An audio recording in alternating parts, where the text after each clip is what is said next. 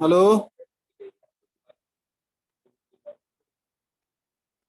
Hello hello, मेरी आवाज आ रही है? अस्सलाम वालेकुम। जी सर, आपकी आवाज आ रही है। वालेकुम अस्सलाम। और जो लोग जुड़े हुए हैं वो सब मेरी आवाज सुन रहे हैं ना? यस सर, आ रही है। अभी दो ही लोग आए हो, मारिया और जाहिदा।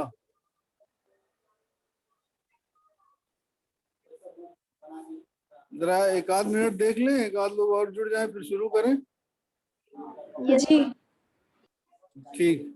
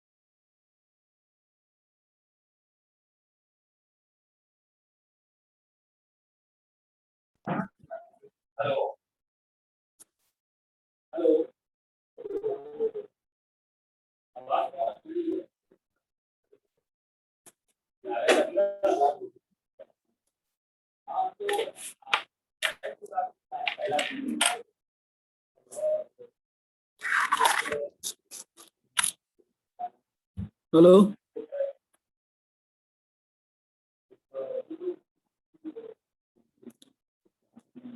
हेलो, आवाज आ रही है मारिया? जी सर, आ रही है आपकी आवाज। अच्छा, अभी और कोई ऐड नहीं हुआ है तो हम लोग अब ज्यादा इंतजार नहीं करेंगे, बात शुरू करते हैं। सिलेबस मैंने ग्रुप में सेंड कर दिया था, वो आप लोगों ने देख लिया होगा। सिलेबस देख लिया है? Yes sir. जी सर, देख लिया है, लेकिन अभी पता नहीं। क्या हुआ अभी उसको मैंने निकाला नहीं है, जो सिलेबस है। अच्छा, कोई बात नहीं, वो बस ये है कि तुम्हें इंफॉर्मेशन रहनी चाहिए कि इस सेमेस्टर में हमें पढ़ना क्या क्या है, ठीक है? जो जी फर्स्ट यूनिट है इस बार, उसमें जो है दास्तान और नावल के बारे में हम बात करेंगे, और सेकंड यूनिट भी जो है वो प्रोज पे है और उसमें मजमून है, और इसी तरह से जो बाकी के 2 यूनिट हैं उसमें शायरी की असनाफ में उन पे हम जो है बात करेंगे। तो सबसे पहले तो ये कि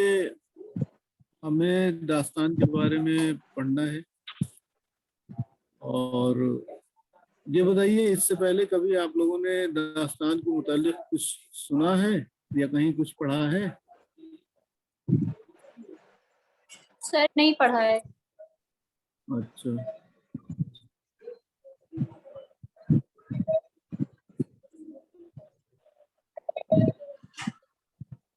देखिए, हमारा जो सरमाया है, यानी उर्दू में जो नस्र लिखी गई, प्रोज लिखी गई, उसकी जो कदीम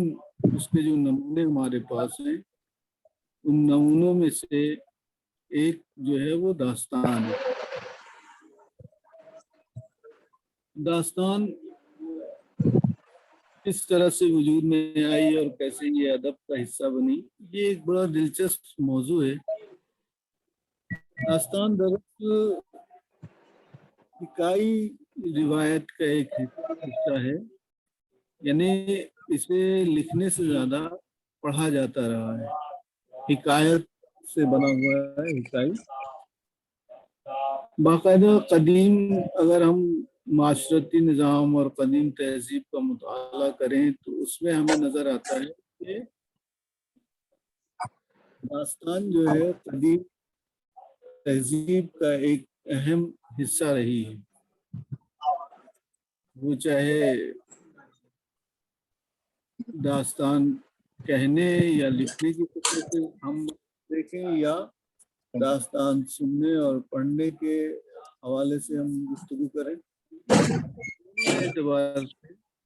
दास्तान जो है हमारे कदीम तहजीब का एक अहम हिस्सा रही है, और नस्र के जो नमूने अब तक हमें दस्तयाब हुए हैं उनमें अवलीन में जिन चीज़ों का शुमार होता है वो दास्तान है। अब्दुल रब, मेरी आवाज़ सुन रहे हो? हेलो अब्दुल रब? जी सर जी। एक काम करना, अभी थोड़ी देर बाद तुम एक स्क्रीनशॉट ले लेना जितने लोग ऐड हुए हैं, और उसे मेरे व्हाट्सएप पे सेंड कर देना। जी सर। तो दास्तान में कोई किस्सा या कहानी होती है, और उस किस्से या कहानी में दिलचस्पी के वो अनासिर होते हैं जो उस दास्तान को सुनने या पढ़ने वाले को महसूस करते हैं। दास्तान का कारी या सामे उनसे हज़ उठाता है, और दास्तान गो जो होता है या दास्तान निगार जो होता है उसकी ज़बानदानी और उसकी मालूमात की वसअत का अंदाज़ा भी इसके ज़रिए होता है। अगरचे बुनियादी तौर पर दास्तान में जो तख्लीक के मराहिल होते हैं वो बेशतर इंसानी तख़य्युल पर मबनी होते हैं, लेकिन ये इंसानी तख़य्युल पूरी तरह से ना तो इंसानी ज़िंदगी से अलहदा होता है और ना ही उस समाज या माशरे या माहौल से बिल्कुल अलग होता है जिस माशरे या माहौल में इंसान ज़िंदगी बसर करता है। ये ज़रूर है कि जो बातें हकीकी तौर पर इंसान की ज़िंदगी या माशरे का हिस्सा होती हैं, तख़य्युल उन बातों को इस तौर से दिलचस्प बना देता है कि उसमें बाज़ ऐसी चीज़ें या बाज़ ऐसे अनासिर शामिल कर देता है जो बज़ाहिर हमें अपनी ज़िंदगी और माशरे में नज़र नहीं आती, लेकिन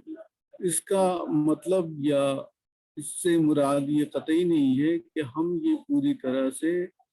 फैसला कर लें कि जिन बातों को तख़य्युल के ज़रिए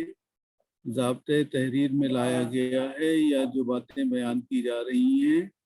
मुस्तक़बिल में उनके रूनुमा होने का इम्कान कतई नहीं है, या ऐसा कोई दावा नहीं किया जा सकता। इसकी सबसे बड़ी मिसाल जो है अगर हम देखें तो साइंस फिक्शन में हमें मिलती है। साइंस फिक्शन में जो किस्से कहानियाँ होती हैं उनमें जो है साइंस से मुताल्लिक़ चीज़ें या बातें होती हैं और वो बातें बेशतर जो है हकीकत और तख़य्युल की आमेज़िश वजूद में आती हैं। उसमें वो इम्कानी सूरतें बहरहाल मौजूद होती हैं जो आगे चलकर साइंस में एक ईजाद के तौर पर हमारे सामने आती हैं। तो दास्तान का बेशतर दारोमदार इंसानी तख़य्युल की बुलंद परवाज़ी और उसकी वसअत पर होता है, क्योंकि दास्तान गो या दास्तान निगार अपने तख़य्युल से जिन चीज़ों को हमारे सामने पेश करता है वो ज़ाहिर है कि हमारे आसपास की ज़िंदगी और माशरे में अक्सर तो बिल्कुल नहीं या कभी कभार बहुत कम हमें नज़र आती है, तो उनमें हमारी दिलचस्पी का पैदा होना बड़ा फितरी अमल होता है। इससे कहानी कहना या सुनना जो है वो इंसान की फितरत में शामिल है और इस रूए ज़मीन पर जब से इंसान का वजूद कायम हुआ है तब से हम इस सिलसिले को जारी देखते हैं। ये ज़रूर है कि हर अहद और हर दौर के तहजीबी और माशरती तकाज़ों ने इस अमल की नवैयत को तब्दील किया है। पुराने ज़माने में जब इंसान की ज़िंदगी नहायत सादा थी, वो गारों और जंगलों में ज़िंदगी बसर करता था, उसने तमद्दुन की राह पर कदम नहीं रखे थे, उसने मादी ज़िंदगी से वाबस्ता वसाइल को दरियाफ्त करने की तरफ पेशरफ्त नहीं की थी। तब उसकी ज़िंदगी के दो ही मकसद हुआ करते थे आम तौर से, एक तो ये कि अपने लिए ग़िज़ा फराहम करे और दूसरे ये कि अपनी और अपने जैसे दूसरे लोगों की हिफाजत का बंदोबस्त करे। इन दोनों कामों से फारिग होने के बाद उसके पास जो वक्त बचता था वो उस वक्त में अपने जैसे दूसरे लोगों के साथ बैठकर अपने दिन भर के मामूलात की नवैयत और उनसे वाबस्ता जज्बात का इजहार जो है वो किया करता था, और यही बिल्कुल इब्तिदाई नक्श है किस्से और कहानी के चलन में आने का। फिर ये कि उस ज़माने में चूँकि इंसान ने इन तमाम चीज़ों को जो है बहुत नज़दीक से नहीं देखा था जो हमारी ज़िंदगी का आज हिस्सा हैं, और उनकी ज़िंदगी मुसलसल जो है मुख्तलिफ़ किस्म के ख़तरात से दो चार रहा करती थी। तो इन ख़तरात ने जो है वो उनकी ज़िंदगी में बाज़ ऐसे तवहुमात पैदा कर दिए थे या बाज़ ऐसे तवहुमात को जगह दे दी थी जो अगरचे अक्ल की रूह से या अक्ल के मीज़ान पर जो है वो खरे नहीं उतरते, लेकिन ابتدائی زمانے میں انسانی معاشرہ ان توہمات کا معتقد رہا ہے اور اس میں کسی طرح کی کوئی جو ہے وہ ہم کسی طرح کا کوئی امتیاز نہیں دیکھتے ہیں، یعنی مشرق اور مغرب ہر جگہ جو ہے، ہر جگہ کے انسانی معاشرے میں ہمیں یہ نظر آتا ہے کہ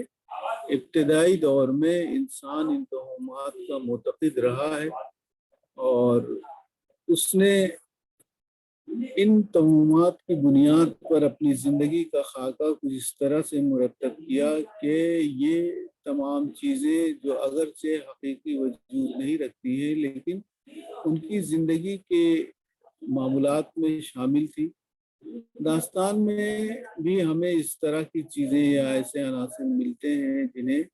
جن کا انسان کی حقیقی زندگی میں اگرچہ وجود نہ ہو لیکن داستان نگاروں نے ان کو پیش کرتے وقت اس طرح سے اپنی فنی مہارت کا اظہار کیا ہے کہ وہ تمام چیزیں بالکل جو ہے وہ حقیقی وجود کے طور پر ہمارے سامنے آتی ہیں۔ ایسی چیزوں کو مافوق الفطری عناصر کہا جاتا ہے جو حقیقت میں نہ ہو لیکن انسانی تخیل میں وہ بہرحال موجود ہوتے ہیں۔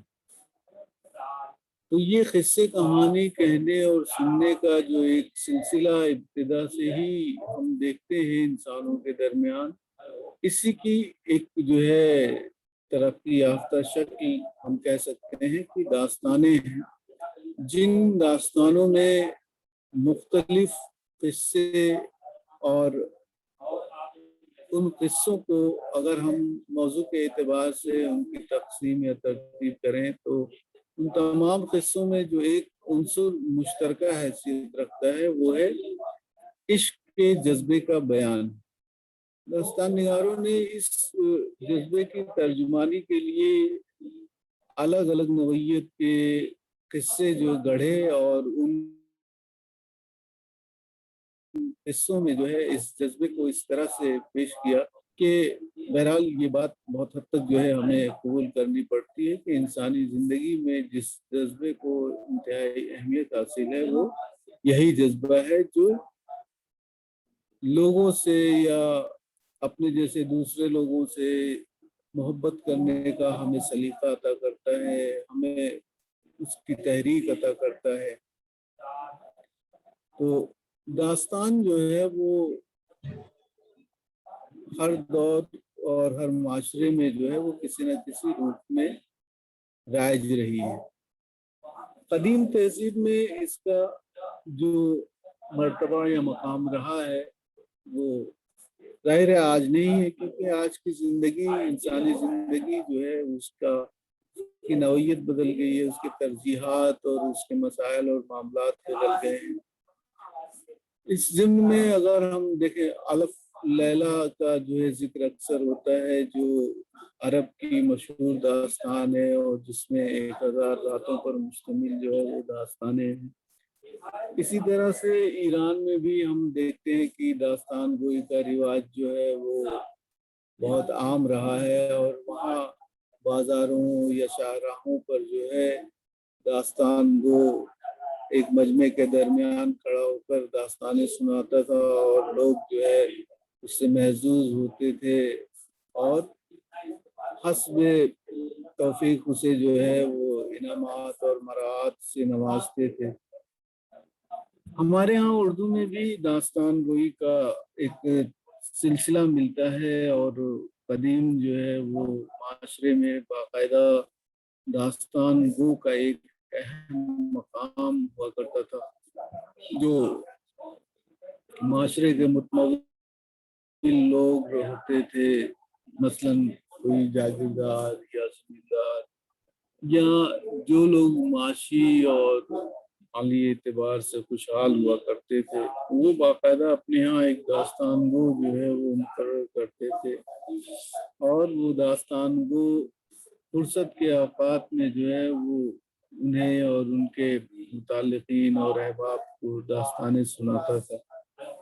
تو یہ ایک سلسلہ داستان گوئی کا جو ہے وہ دنیا کے ہر معاشرے میں کسی نہ کسی طور پر جو ہے ہمیں نظر آتا ہے۔ اب ہم اگر بات کریں کہ جو داستانیں ہمارے پاس تحریری شکل میں موجود ہیں، وہ ظاہر ہے کہ ان داستانوں کے بعد وجود میں آئی، جو داستانیں زبانی طور پر جو ہے ایک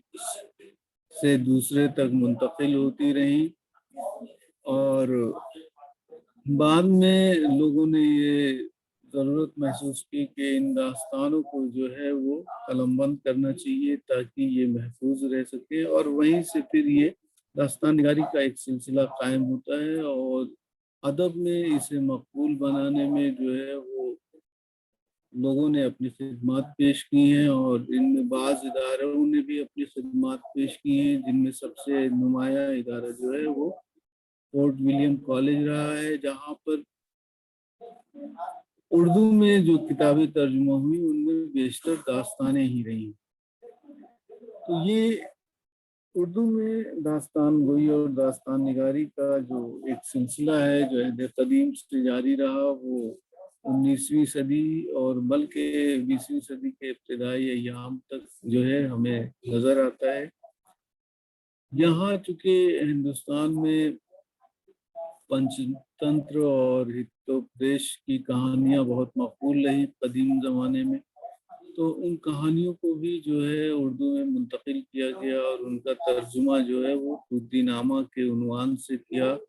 گیا، اور ان میں بھی اسی طرز کی جو داستانیں ہیں جو انسانی تخیل کی بلند پروازی کا ثبوت پیش کرتی ہیں،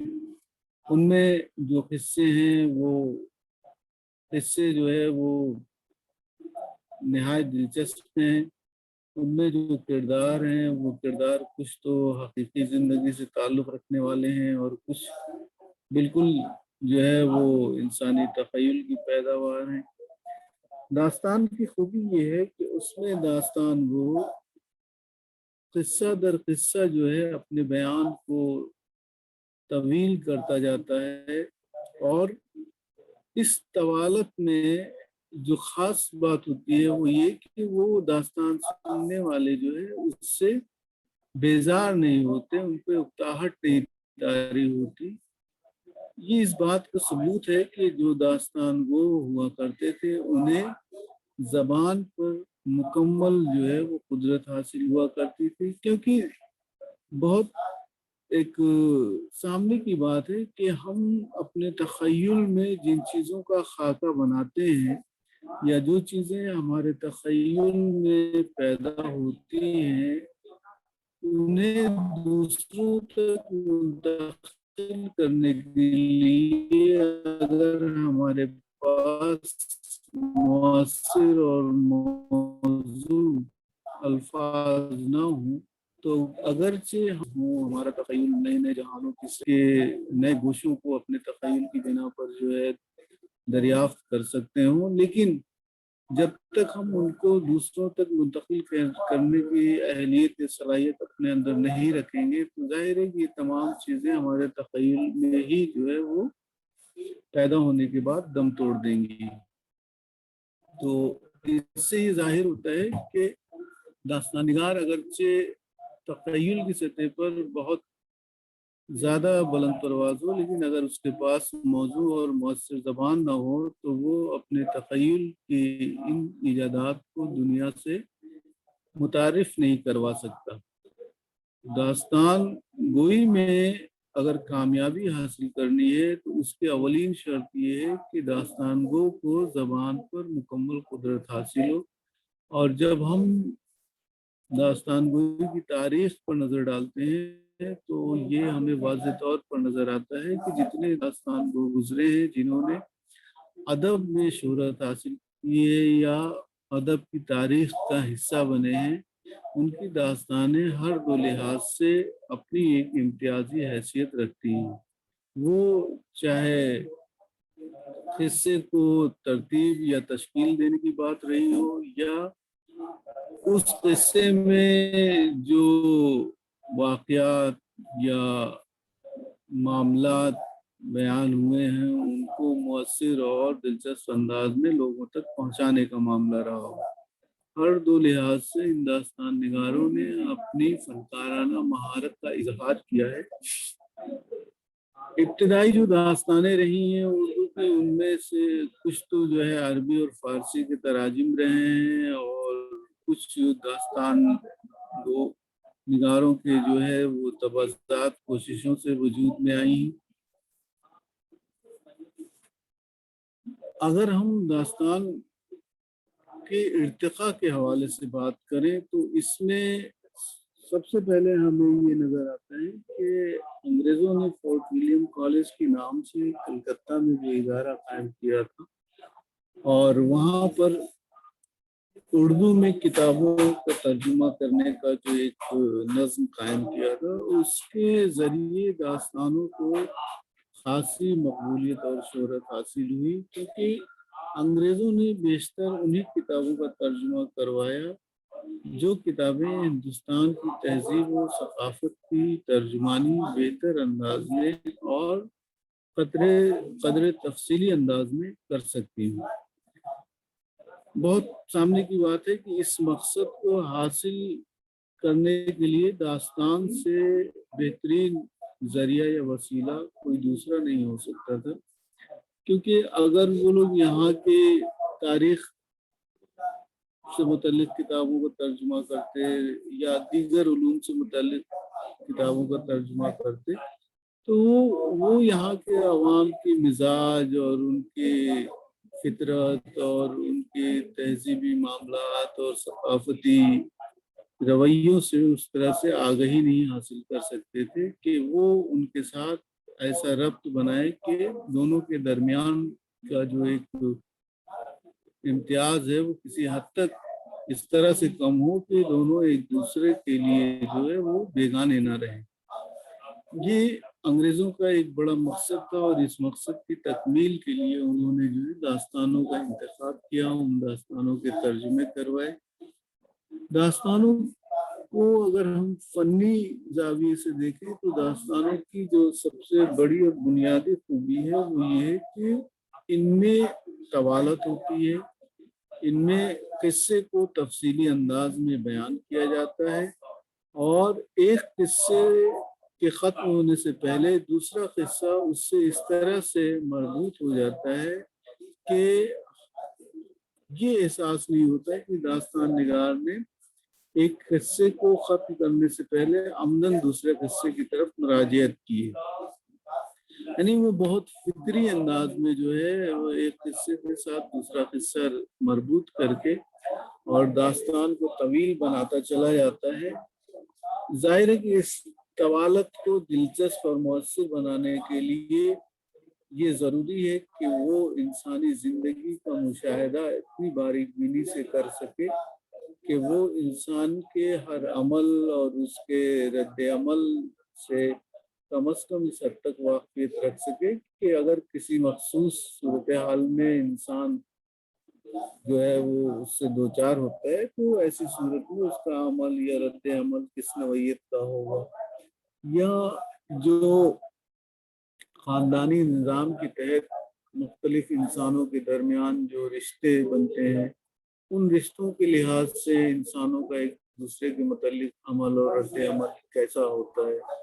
ایک ہی انسان مختلف جگہوں پر کس طرح سے اپنی شخصیت کا اظہار کرتا ہے، اس کے رویے اور مزاج میں کس طرح کی تبدیلیاں واقع ہوتی ہیں۔ تو یہ تمام وہ چیزیں ہیں جن سے داستان نگار کی واقفیت اگر نہ ہو تو وہ داستانوں میں دلچسپی کا عنصر جو ہے وہ پیدا نہیں کر سکتا۔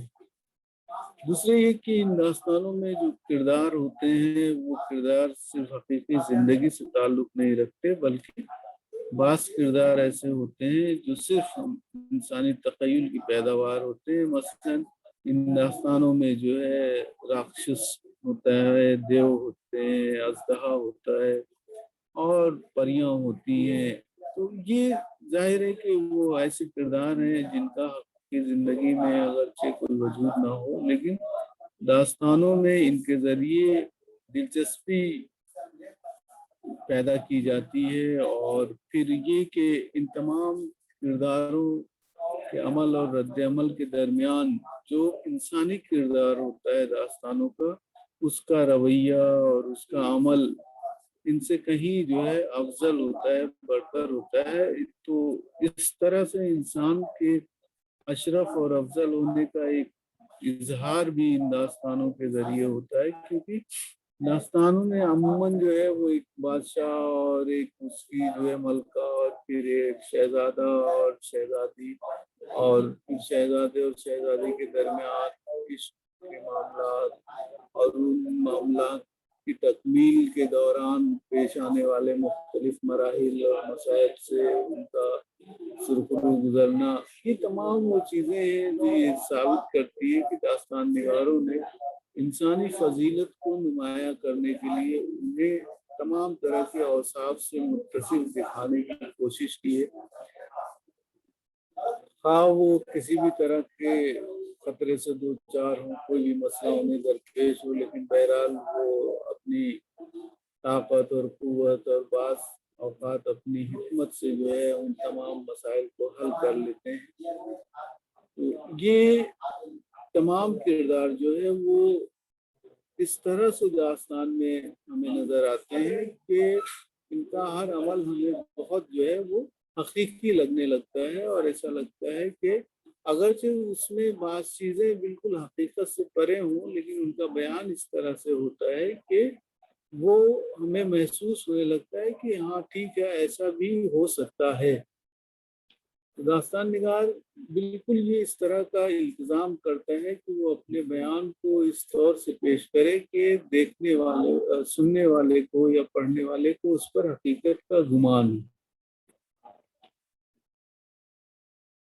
داستان عموماً جو ہے وہ طویل ہوا کرتی ہے، لیکن اردو میں بعض داستانیں ایسی بھی ہیں جو جن میں ہم اختصار دیکھتے ہیں، جو مختصر پیرائے میں لکھی گئی ہیں، اور ان سب کے درمیان جو داستان سب سے جو ہے مختصر ہے اس کا نام ہے رانی کیتکی کی کہانی. رانی کیتکی کی کہانی انشاءاللہ کا انشا کی داستان ہے. انشا بیک وقت شاعر بھی تھے، ادیب بھی تھے، ماہر زبان بھی تھے، ان کی قواعد پر بھی گہری نظر تھی. انہوں نے اس داستان کو لکھنے میں یہ ایک خاص انتظام کیا ہے کہ اس میں عربی اور فارسی کے الفاظ شامل کرنے سے گریز کیا ہے، اور اس کا باقاعدہ انہوں نے جو ہے وہ اظہار بھی داستان کے ابتدا میں کیا ہے کہ یہ داستان پوری طرح سے دیسی زبان میں لکھی گئی ہے، وہ زبان جو اس زمانے میں یہاں ہندی یا ہندی کہی جاتی تھی، اور اس میں علاقائی جو ہے وہ زبانوں یا بولیوں سے اس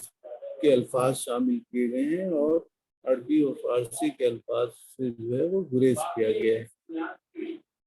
داستانوں میں عموماً جو اسلوب ہوتا ہے وہ مسجع اور مخفف ہوتا ہے، یعنی اس میں جو جملے ہوتے ہیں وہ قافیہ بند ہوتے ہیں. یہ اس لیے کہ قدیم زمانے میں جو ہے وہ شاعری کو انتہائی مقبولیت اور شہرت حاصل رہی ہے ہمارے معاشرے میں، تو اس بات کو مد نظر رکھتے ہوئے داستان نگاروں نے نثر میں بھی جو ہے وہ اس اسلوب کو اختیار کرنے کی کوشش کی جس اسلوب سے ایک آہنگ یا غنائیت کا تاثر پیدا ہوتا ہو، اور اس کے لیے قافیہ بند جملے لکھنے کا جو ہے وہ انتظام کیا گیا. لیکن ایسا نہیں ہے کہ اردو کی تمام داستانیں اسی اسلوب میں لکھی گئی ہیں. بعض داستانیں ایسی بھی ہیں جن میں